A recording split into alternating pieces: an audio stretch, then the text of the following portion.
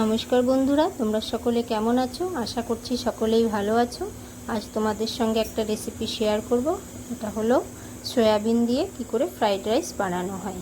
আর এটা আমি এই দেখো ছোট ছোট মিনি সয়া চাংস নিয়েছি।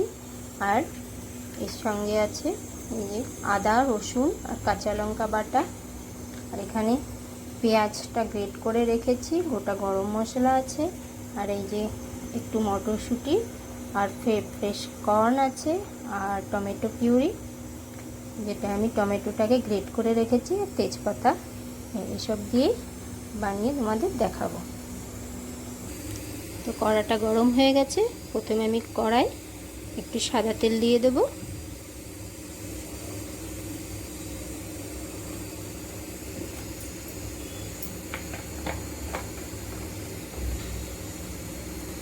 এবার সাদা তেলের ভেতরে গোটা গরম মশলা দিয়ে দেবো।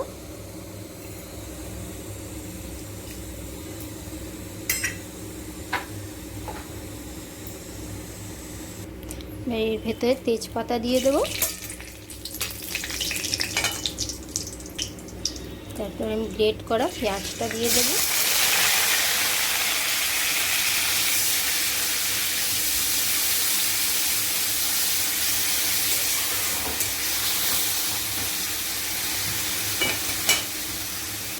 পেঁয়াজটা একটু ভাজা ভাজা হয়ে গেছে। এর ভেতরে এবার আদা, রসুন আর কাঁচা লঙ্কা বেটে রেখেছিলাম, সেটা দিয়ে দিলাম।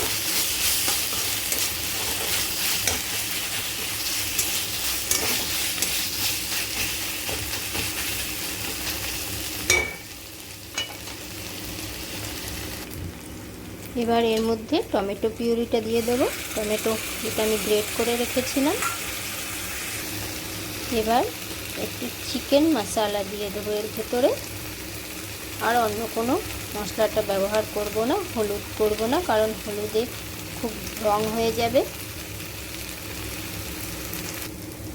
এবার আমি মটরশুঁটি আর ফ্রেশ কর্নটা দিয়ে দেবো।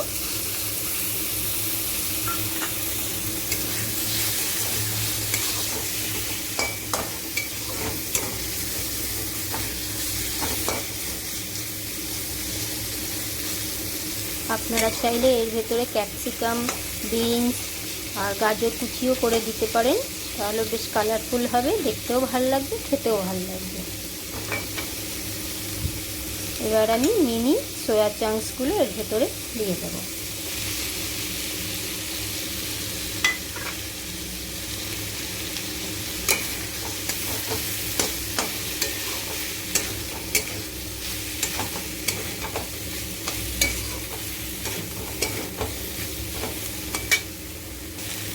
এবার এর ভেতরে স্বাদ মতো নুন দিয়ে দেবো।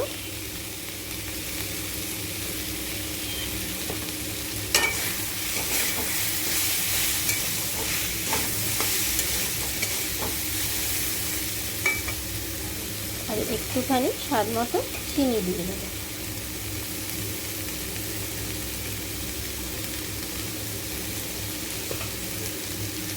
এবার অল্প করে একটু জল দিয়ে দেবো, সামান্য একটু জল।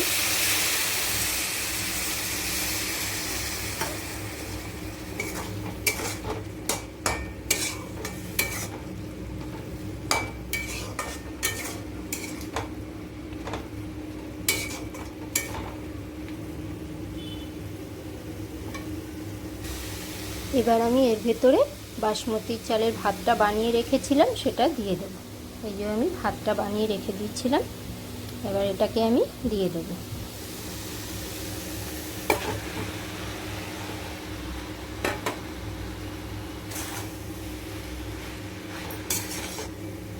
খুব ভালো করে মিক্স করব এটাকে। তো দেখুন রেডি হয়ে গেছে আমাদের সয়াবিন দিয়ে ফ্রাইড রাইস। এটা আপনারা বাচ্চাদের লাঞ্চ বক্সেও দিতে পারেন, খুব চটজলদি হয়ে যায় আর খেতেও খুব টেস্টি হয়।